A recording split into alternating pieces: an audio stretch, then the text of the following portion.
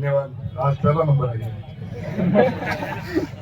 अगले वक्ता के रूप में सबसे पहले मैं अपने पुरखों को नमन करते हुए यहाँ पर उपस्थित अपने हक और स्वाभिमान की लड़ाई लड़ने वाले तमाम नौजवान युवा साथियों, माता बहनों और हमारे विधायक साथी, हमारे लाडले सांसद साहब, आप सबका इस लड़ाई में जोहार स्वागत है। आज ये एक आम सभा ही नहीं है, बल्कि एक हमारा स्वाभिमान और हक की लड़ाई है। और ये हक की लड़ाई और स्वाभिमान जिस प्रकार से अभी मेरे से पूर्व वक्ता ने कही थी कि हमारे पुरखों ने ये लड़ाई लड़के ली थी और उस वक्त हमारे पुरखों ने बलिदान दिया, शहादत दी और कई संघर्षों के बाद में हमें यह संघर्ष मिला, ये मेहनत मिली। और आज हमारी ये पीढ़ी है जो अपने अस्तित्व और अधिकारों की लड़ाई को बचाने के लिए यहाँ पर एकत्रित हुए। हमने शुरुआत की थी बांसवाड़ा से होते हुए उदयपुर तक आए। आज पिछले सत्र के अंदर जब राजस्थान की विधानसभा चली थी, तब राजस्थान की सबसे बड़ी महापंचायत में मैं और मेरे साथी विधायकों ने और हमारे सबके लाडले सांसद साहब ने दिल्ली के अंदर भी और राजस्थान की सबसे बड़ी महापंचायत के अंदर भी बेरोजगारों को लेकर बहुत बड़ी चिंता व्यक्त की थी। हमें मालूम है कि प्रदेश की सरकार जिस प्रकार से बड़े बड़े वादे करके सरकार सत्ता में आई, तब कहा था कि युवाओं के लिए खूब भर्तियां निकालेंगे। आज बेरोजगारी दिनों दिन बढ़ती जा रही है और 1.5 लाख भर्तियों की बात कही थी। 1.5 लाख भर्तियों की बात करने के बाद में आपने यह स्पष्टीकरण नहीं किया था कि कौन सी भर्तियां कितने पद वर्गीकृत किए जाएंगे और अनुसूचित क्षेत्र के अंदर किस प्रकार से भर्तियां की जाएगी। लेकिन आपने झूठे वादे करके इन नौजवानों को फिर से गुमराह किया, उनके सपनों पे पानी फेरा और उसके बाद में आपने अलग अलग नियम लागू किए, भर्ती के अंदर नॉर्मलाइजेशन किया। अब ये उस नौजवान की पीड़ा है कि वो भी और इधर का नौजवान भी हो, एक साथ तैयारी करेगा। तैयारी के बाद में कोई अलग शिफ्ट में है, कोई अलग शिफ्ट में है और उसके बाद में नॉर्मलाइजेशन के अंदर पहली शिफ्ट वाले को 20 नंबर कम और दूसरी शिफ्ट वाले को 30 नंबर ज्यादा। आखिर ये अन्याय किस प्रकार से और आखिर कब तक सहा जाएगा। दूसरी ओर हम लोग अनुसूचित क्षेत्र के अंदर से आते हैं, हम आर्थिक रूप से कमजोर हैं, हम लोग महंगी कोचिंगों में फीस भर के नहीं जा सकते और हमारा दर हमारा परिवार कमजोर है, बड़ी मुश्किल से आगे आकर पढ़ाई करके आगे बढ़ते हैं। मैं भी उदयपुर के मोहनलाल सुखाड़िया यूनिवर्सिटी में पढ़ा हूँ और इसी उदयपुर में कई बार मजदूरी करके अपनी फीस भरी है। तो मैं एक पीढ़ी नौजवानों की समझता हूँ। आपने क्राइटेरिया लगा दिया 40%, 30%, 35% और उसके बाद में एक बड़ी साजिश कर दी। इतने क्राइटेरिया के बाद में हमारे लोग इन भर्तियों से वंचित रह जाते हैं। जब इन भर्तियों से वंचित रह जाते हैं तब आप एक लोग के पद नहीं बनते हो और मजबूरन हमको सड़कों पे आंदोलन करने उतरना पड़ता है। और जब सड़कों पे आंदोलन करते हैं तो ये तानाशाही सरकार, अंधी बैरी और गोंगी सरकार अनुसूचित क्षेत्र के बेरोजगारों के ऊपर लाठियां चलवाती है, गोलियां चलवाती है और कांकरी डोंगरी जैसे कांड करवाती है। इसलिए मैं कहना चाहता हूँ कि एक नौजवानों को हमको एकत्रित होकर लड़ना पड़ेगा, अधिकारों की रक्षा करनी पड़ेगी जिस प्रकार से हमारे पुरखे लड़े हैं। आज बेरोजगारों की बहुत सारी पीड़ा है। हमने राजस्थान की विधानसभा के अंदर ये कहा था कि जिस प्रकार से पूरे राजस्थान के लिए भर्ती तो निकालते हो, लेकिन टीएसपी के अंदर अनुसूचित क्षेत्र के अंदर हर बार धोखाधड़ी होती है। हमारे को स्पष्ट नहीं कहा जाता है कि किस प्रकार से कितनी भर्ती में हमारे पद है।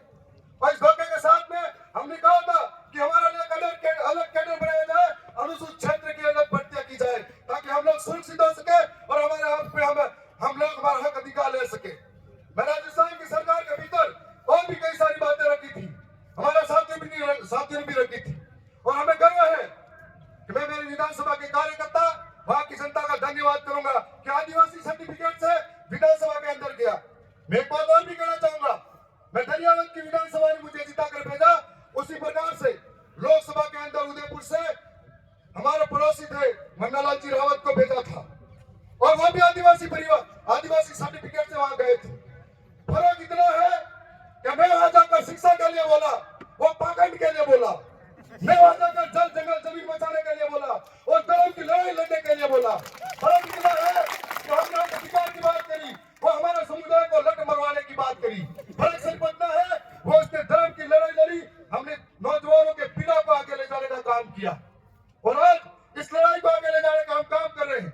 लेकिन आज जनता सब देख रही है, अपनी पागलपंती की हद की बढ़ गई है कि जो लोग उसके साथ में रहे उन्हें जंगलों से विस्थापित करने की बात करने लगे। हमारे 84 के लाल राजकुमार जी जब दिल्ली की संसद के अंदर पूरे देश के लिए गरजते हैं तो उन्हें इतना चिड़चिड़ापन हो जाता है कि आज इन कई तरीके की बातें रखते हैं। राजस्थान की सरकार के अंदर भी और ये देश की सरकार है जो बीजेपी की सोच है, जब हम हक के लिए बोले हो तो आदिवासी को मारने की बात करी हो या नक्सलवादी के ठप्पे लगाए गए हैं। आने वाले समय में एक एक नौजवान इस बात को समझ रहा है, एक एक नौजवान इस बात को देख रहा है। मैं उदयपुर संभाग के अंदर जो टीआईडी विभाग है, हमने इस घोटाले को उजागर किया था कि टीआईडी विभाग बना था आदिवासी बच्चों के उद्धार के लिए। जो गरीब बच्चे हैं हॉस्टल में पढ़ेंगे, पौष्टिक पोषण मिलेगा, लेकिन किस तरीके से भ्रष्टाचार चरम पर है और किस तरीके से भ्रष्टाचार इन मंत्रियों के अंदर और इस राजस्थान सरकार के जितने भी अफसर है उनकी नस नस में भरा हुआ है। और इस तरीके से घटिया पोषण हम बच्चों को वितरित करते हैं। पता नहीं कौन सा पाउडर का दूध है कि नहीं है, जो गाय भैंसों का चरा के दूध पीता है उसको घटिया सामग्री इस्तेमाल करते हैं। जब राजस्थान की विधानसभा के अंदर मेरे 4 साथियों ने हमने प्रदर्शन किया था तो आज उनकी नस दबाने के लिए राजस्थान के सरकार ने उनके जांच बैठाने का कार्य शुरू कर दिया है। मैं यह भी कहना चाहूंगा, उदयपुर संभाग के अंदर बहुत सारे ऐसे अधिकारी हैं जो इन बीजेपी के लोगों के इशारों पर काम करते हैं। कभी कभी मुझे लगता है सरकार तो पर्ची से बनी थी पर कुछ अधिकारी भी पर्ची से बने हुए ऐसा लगता है। और कहना चाहूंगा कि जो भी उनके इशारों पर चल रहे हैं संभल के रहना, अगली सरकार किसकी बनेगी ये हमारा आपका बाप तय करेगा। आने वाला समय नजदीक है। मैं यह भी कहना चाहूंगा कि आदिवासी इलाके के अंदर जो आदिवासी वन अधिनियम कानून बने नहीं, वन में रहे, जंगल में रहे, जब ये जंगल में कानून बने नहीं उससे पहले से जंगल में रहे, इस जमीन पर रहे, जब इस देश का नाम भारत नहीं था, जब संविधान नहीं बना था, मानवाधिकार कानून नहीं बने थे, लेकिन आज बाहरी कंपनियों को आपके फायदे के लिए अंदर घुसा रहे हो, आदिवासी को बेदखल कर रहे हो, आदिवासी माफ नहीं करेगा और आदिवासी को बेदखल कर रहे हो। यदि बाहरी कंपनियों को जमीनें दे सकते हो तो क्या इस आदिवासी जंगल में रह रहा उसको नहीं दे सकते हो? वन अधिनियम 2006 जिसके अंदर फरवरी 2019 को कोर्ट का जजमेंट था कि अधिनियम के तहत आदिवासी को पट्टे दिए जाए जो आदिवासी वर्षों से जंगल में रह रहा है और हम आदिवासी जंगल को नुकसान नहीं करते हैं। झूठे नारे लगाने वाली सरकार, पेड़ लगा के सेल्फी लेने वाली सरकार आज पूरे जंगल को आग से आग के हवाले कर रही है। और आज ये कहना देना चाहता हूँ कि कई ऐसी बात है जो आदिवासी अब पढ़ा लिखा है, समझदार है और समझ रहा है, आने वाले समय में एक एक बात का जवाब दिया जाएगा। मैं साथ साथ में यह भी कहना चाहूंगा कि उदयपुर संभाग के अंदर कई लोग ऐसे बैठे हुए हैं जब झोपड़ी से निकल के आए थे तो लोगों ने भरोसा किया था और आज झोपड़ी वालों के घर भूल गए। उन झोपड़ी वालों को फिर से उनकी बस्ती में बैठो और वो कैमरामैन जिन्होंने वो झोपड़ी का फोटो दिखाया था एक बार फिर से जाओ, घर के पीछे 3 मंजिला इमारत खड़ी हो रही है वो भी फोटो दिखा के आओ।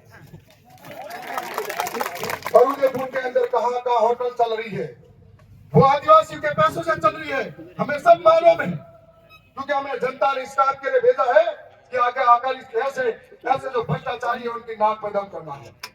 आने वाले समय में आप निश्चित तौर पर समझना, मैं भी बेरोजगार था, दर की ठोकरें खाकर इस उदयपुर शहर में डर घुमा था।